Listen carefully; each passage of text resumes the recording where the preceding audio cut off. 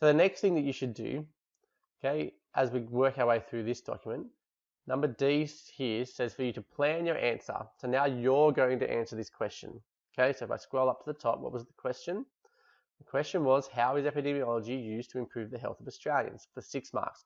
So for 6 marks, I might expect maybe 2 paragraphs, okay, which is what we actually have in this one. Okay, so let's plan 2 paragraphs. Okay, I'm going to plan 1 for you, and then I want you to plan your own. So when we're looking at our seal, okay, so what statement, right? So here, maybe a definition of epidemiology, okay? So define epidemiology. And then as an expansion upon that, you might mention what it measures. Okay, so that's your mortality, morbidity, etc. Right? You should know what all those are.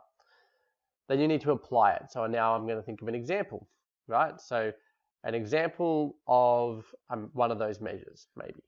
Okay, so epidemiology provides us information. Let's use the one that I used earlier, where cancer is the leading cause of mortality. Okay, and then link. So this is a bit now where you have to make sure you're answering the question, right? So if cancer is a leading cause of mortality, what does that then mean? What has happened as a result of that, right? So therefore, cancer has become a health priority in Australia, right? In order to reduce it, etc. So that's really going to be my first paragraph. And my first paragraph has straight away answered the question. Okay, it's given me, the person who's marking it knows that you know what epidemiology is, what it measures.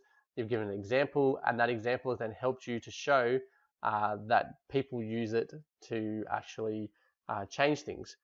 Okay, so that was a paragraph on what epidemiology is. Your second paragraph might focus more on who uses it. So remember, you've got to think through from your syllabus, not just what epidemiology is and what it measures, but who uses it and its limitations. Now, its limitations aren't going to quite suit the question here.